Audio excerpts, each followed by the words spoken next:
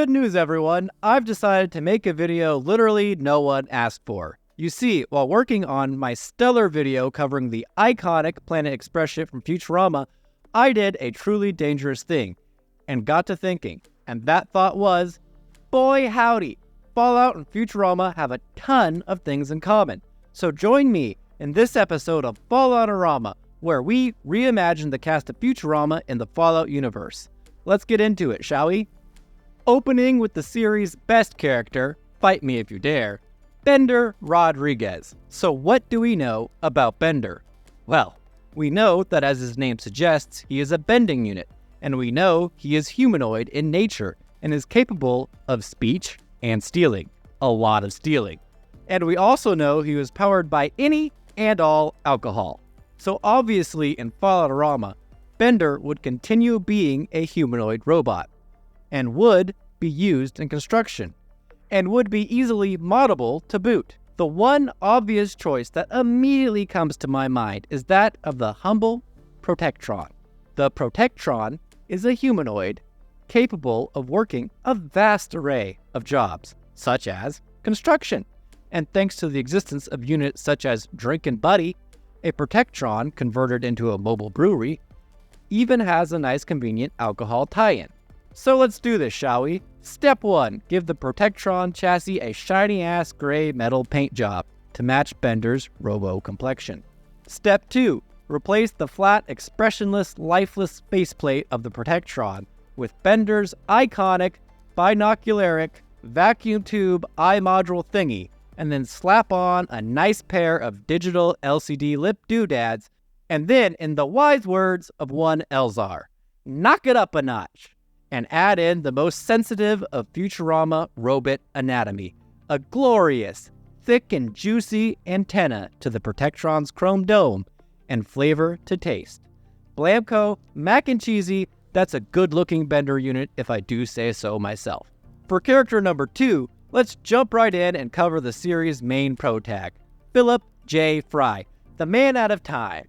Fry is basically a flavorless and possibly stupid human from the year 2000. I can relate. Transported 1,000 years into the future in a cryotube, with a direct descendant that is both older and somehow younger than him. Huh, does that sound like any Fallout protags to anyone? Hell yeah, it does. The lone survivor from Fallout 4, also sometimes known as Nate, is a basic human, so check.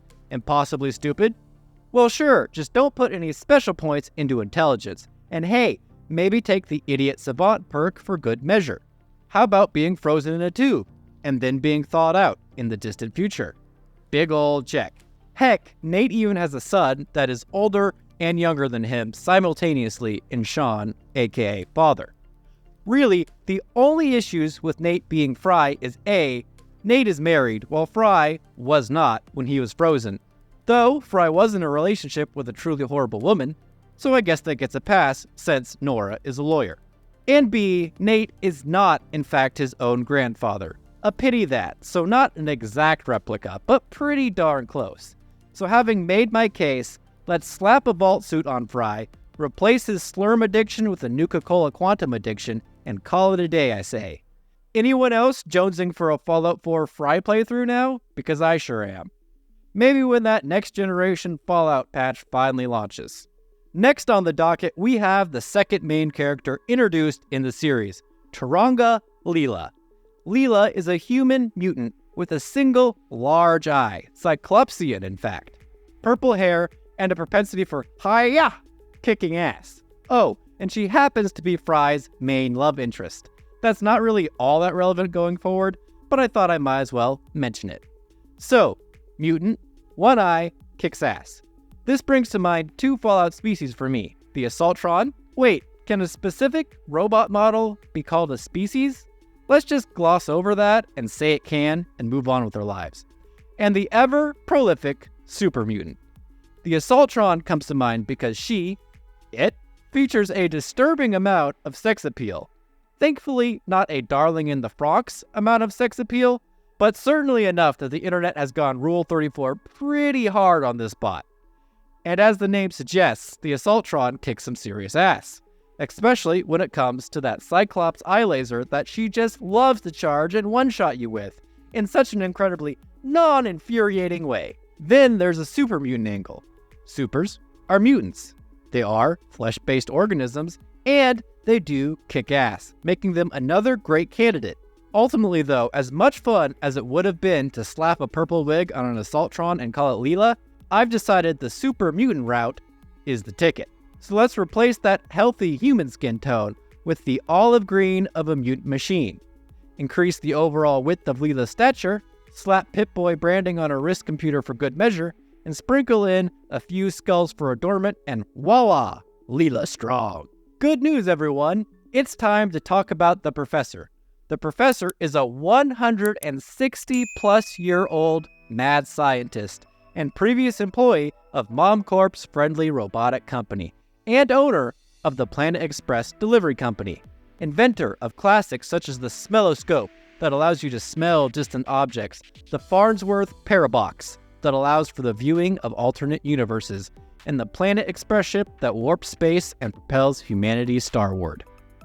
To me, the Professor is pretty much a layup in the Fallout universe. He's a mad scientist, and that makes him a perfect Vault-Tec employee. You see, he's over 160 years old as mentioned, and wrinkly as heck, his skin practically falling off of him. So he is obviously, and I mean obviously, a ghoul who in his pre-war days worked for Robco, developing advanced robotics. And also he did a brief stint in the Repcon division of Robco, where he designed the Fallout version of the Planet Express ship, and then joined Vault-Tec to continue to perform his experiments in peace away from Mr. House's watchful eye. So let's stitch a Vault-Tec logo onto his robe, and you could honestly call it a day there. But I like the idea of the Professor being a glowing one. So let's switch out the color of his skin for a decaying green, highlight his wrinkles in an atomic green, and then give him a nice, full body outer glow of radiation to complete the picture. What do you think? On deck next is the Professor's long-term, extremely long-term intern, Amy Wong. Amy is the pretty daughter of a rich Martian family, loves to party, and has her way with all the men. Look, for Amy, I'm not gonna lie, I pretty much have nothing. So let's just say Mars is China for no particular reasons in mind at all, and make Amy a descendant of the People's Liberation Army that was stranded in America at Mama Dulce when the bombs dropped on that fateful day, and that she has recently rediscovered her ancestry and is now a neo-communist. Like I said, I've got nothing, so let's slap her in a military green outfit, pin some symbols of communism on her jacket, and drop a Chinese military hat on her head and call it a day, yeah? Unless, of course, you have a better idea of who Amy should be in the Fallout universe. I'd love to hear it. I could clearly use the help. On a far more entertaining note, at least to me, let's now take a look at Hermes Conrad. Hermes is Planet Express's one and only grade 36 bureaucrat who takes great delight in processes and paperwork. He's a limbo machine and a small-time embezzler. And of course, a hater of Zoidberg kind. For Hermes, one Fallout entity immediately springs to my mind, and that's the Robo-Brain. It's generally well known that the process of creating a Robo-Brain generally strips any semblance of humanity from the subject, birthing a cold, calculating machine bereft of any emotion. Does that sound like a bureaucrat to anyone else? Because it sure does to me. So let's just roll with it. Step 1, paint the Robo-Brain chassis in a fashion similar to Hermes' money green suit, and add that good old future shoulder flare. Then change the Robo-Brain standard one-eye sensor system connected to the brain into a pear shaped like Hermes glasses. Next, wave your hands and say you installed a limbo module for lore reasons. And finally, place a nice bow on top like a cherry, and the image is complete. A wild Dr. Zoidberg has appeared. Zoidberg is a foul-smelling, crab-like alien with tentacle mandibles that is supposedly a doctor, and will eat pretty much anything he can get his claws or tentacles on. This to me sounds like one of three things in the Fallout universe. Either a centaur from Fallout 3 thanks to his tentacle face and overall disturbing appearance, a Mirelurk hunter thanks to the general crab aesthetic and the pair of antennae that could come across as tentacles if you're drunk, and finally, that of the basic Mirelurk, who has crab pinchers and a distinctly more humanoid appearance in comparison to the previously mentioned creatures. Since the centaur also features a nasty conglomeration of human feet and hands as its legs, I've ruled that choice out. Then, between the hunter and standard lurk, I don't think you could actually go wrong here, but I've elected to choose the vanilla lurk in favor of its bipedal nature. So let's slap a lab coat and scrubs on that lurk, place some flip-flops on its feet, and then make it even uglier by wonder gluing 4 tentacles to its face and coloring it crab red. And just like that, you have a crab doctor that looks like it belongs in the dumpster. Just perfect. Last but not least, so far as the main cast goes, let's talk about good old Bessie, Planet Express's reliable steed. The Planet Express ship is a real beauty of a rocket ship, complete with doors, windows, and access ladders, capable of interplanetary travel. You just love to see it. Now, since I've already given away what Fallout model we're going to use here, let's get underway and pimp out that Repcon rocket into a ship worthy of the Falloutarama crew.